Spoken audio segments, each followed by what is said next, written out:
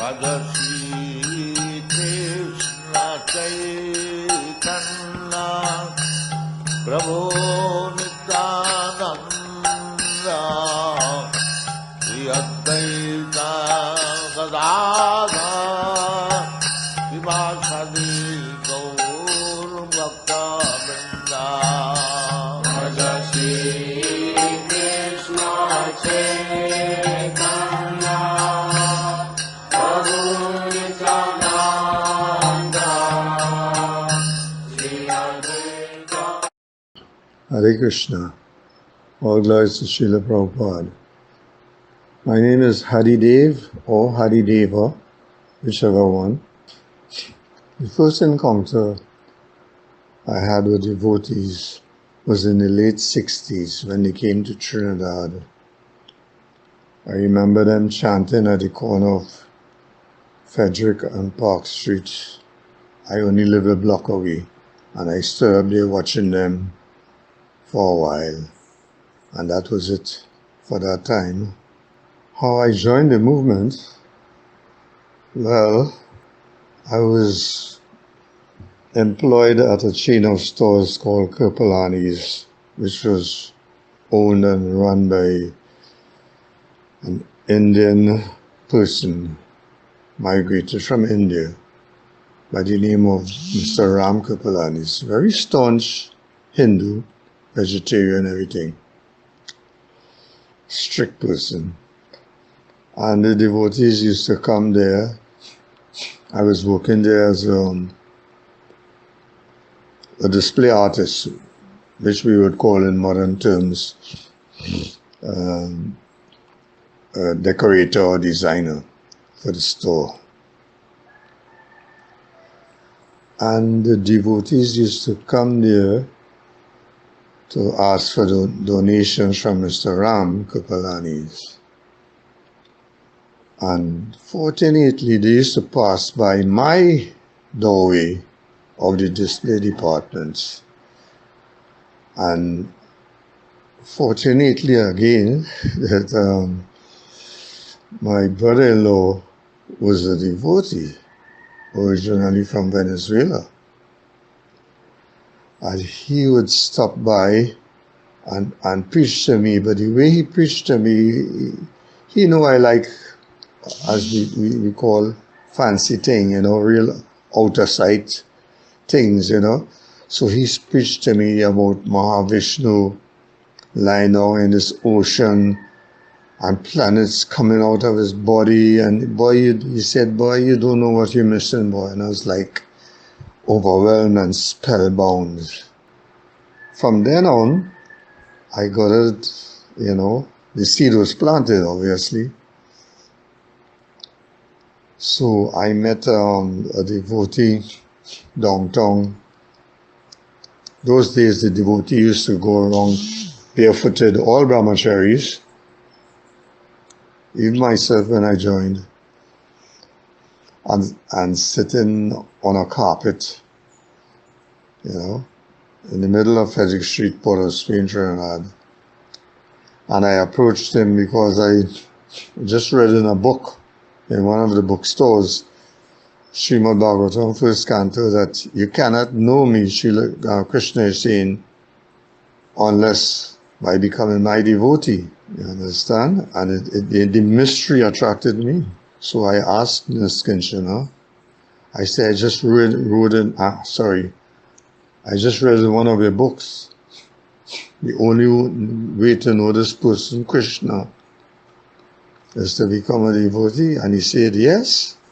So I said, well, how to go about that?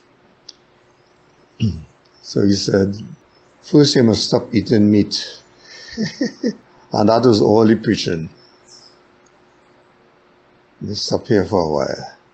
So I became attracted to these devotees, and they were really looking happy and really cheerful and nice. And I started associating with them, so much so, in due course of time, they left to go to Venezuela because there was no temple here at the time in Trinidad. And I lived at Pembroke Street, 21C.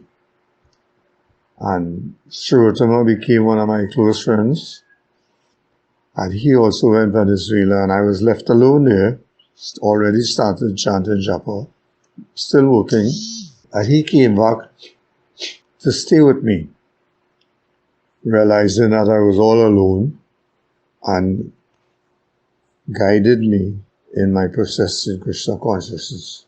And that was a great help. And one day, when I returned from work, he said he met a American devotee downtown by the name of Chitsukananda, and he was asking for if we live with devotees or stuff like that, and he would much prefer to stay with us instead of anywhere else, like any Hindu temple or anything like that. No. And I said, sure, you could come and stay with us. And it took off from there. We preached with him, and then we personally associated, Shrutama and I. We went to preach with him to Sukhananda in Guyana and Suriname. We were one of the early devotees there. First set or second set, something like that. And, we were to and forth from Trinidad to Venezuela because remember we had no temple here. So actually, we started a temple at my premises. This was just a small place, a 2-bedroom house with a living room. And that was actually our first attempt of establishing an ISKCON in Trinidad. It was at my residence at 21 C. Pembroke Street, Porter Spring, Trinidad. So from there, Chitsukananda took up some other services, some other part of the world. And the same Niskishna, he went to Canada, and he told me that I should go there. It's very nice, so I went. It took me a long while to get initiated because, we didn't have much contact with GBC and the whole running of everything, and then I'm to and from all over these places, the Guyana, Suriname, tour, and then to and from Caracas, and then I went to Toronto, Canada, and I got initiated there after a while, maybe after a year. And I was in the mid-70s. I can't remember exact date, I'll have to look it up. Maybe in my passport or so, but citizens more or less have better records of these things. I believe I was initiated somewhere around 1974, 75. And the thing about it, when I was in Venezuela, there was a devotee called Kirti Deva. We were doing martial arts training under the supervision of Viraha Prakash and under also the guidance of the GBC Srinayananda Maharaj. Because I liked God services, and so, like the front lobby kind of thing at the desk. And I like Kirti, I found that Kirti Deva's name was so nice that I desired it, And you wouldn't believe, when I got initiated, my name became Hari Deva. The same Deva, So I say, look at that. Srila Prabhupada knew.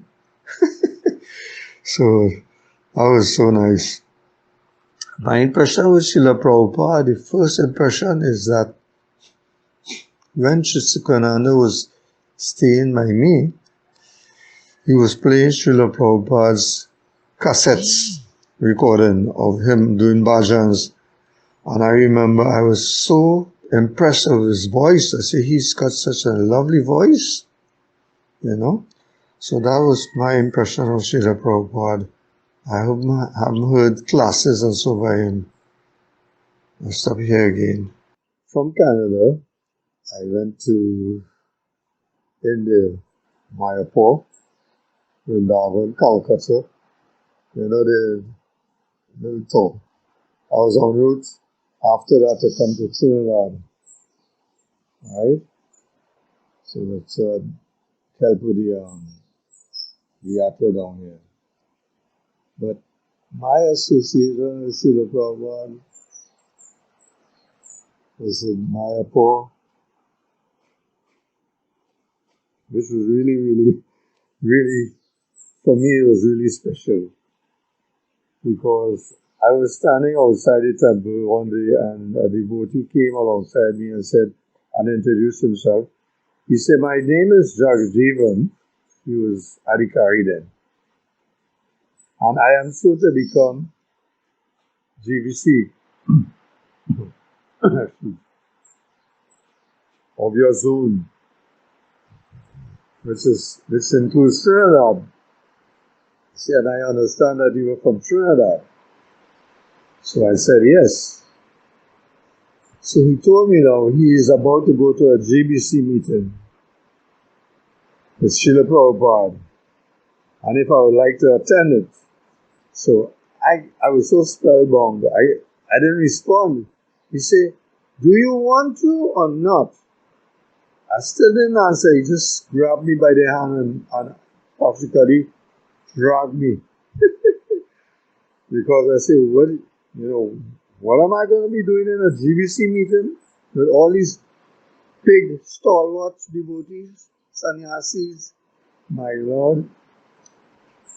So anyway, I was fortunate to attend a meeting with Srila Prabhupada and got a first hand of what GBC meetings were like. And one other instance with Srila Prabhupada, when he was circumambulating the deities in the temple, there was this bell that he rang, but Srila Prabhupada was so protected by these stalwart sannyasis and whoever big guns that in no way you could get to the rope and hand Srila Prabhupada the rope so he could ring the bell. So I stand outside the circle and I said, "Oh yeah?" And I practically took a dive between all and started to crawl through the legs of all these big sannyasis and stuff. And I just popped up in front of Srila Prabhupada and all these devotees watching me like, "What is this?" And I grabbed the rope. And Srila Prabhupada grabbed the rope from my hand and rang the bell. And everybody, Haribol! So Srila Prabhupada touched my hand. So that was nice. Since then, I never washed my hands. I was joking. So that was really nice. And one of the other memorable things is that when Srila Prabhupada, his first Bhagavatam class, was that he said to all the thousands of devotees who were here, he said, "We are all here by the mercy of Lord Sri Chaitanya Mahaprabhu." And he fell into trance. The whole place went silent, totally silent, and no one knew what to do. And that is when Hansaduta took up the mridanga and chanted for him and brought him back out of his trance. That was super nice. And then we went over to Vrindavan, and also Srila Prabhupada came over. We left before, Jagajeevan and I, because we started to travel together. And we went to Vrindavan, and Krishna Balaram was under construction. And it was really all in a mess. The floor saturated with water. There's no proper sleeping place. I remember sleeping on a wooden plank that was on a scaffolding off the ground because the ground was wet. That was my time with Srila Prabhupada. I'll never forget that. So after that, I returned to Trinidad with Jagajivan, and we took it from there. I stopped there now. For me, Srila Prabhupada, what is the greatest gift? I don't think any gift is greater than the other. But having faith and hope, and always know that Krishna is protecting you, and the ability to still chant Hare Krishna, or my japa, and otherwise. And in my parting words, if there's any inspiration for the new and upcoming devotees, just follow Srila Prabhupada. He is the founder Acharya, right? The pure devotee. And just follow all his directions. There's no big quiz about it. We have a saying, I don't know if it's worldwide, but in Trinidad we say, you do like the lines on a stone. The lines on a stone does not move. So this is how we should be. Follow every single word of Srila Prabhupada and don't interpret or change any instruction or whatever from Srila Prabhupada. And everything will be direct to him. Okay? So that's my parting words. Thanks for your time. Hare Krishna. Oh, my apologies. I forget in response to what was my service. It was mainly in book distribution. Sometimes I used to do the flower vases and so for the altar, but because of my skills for designs and display and stuff like that.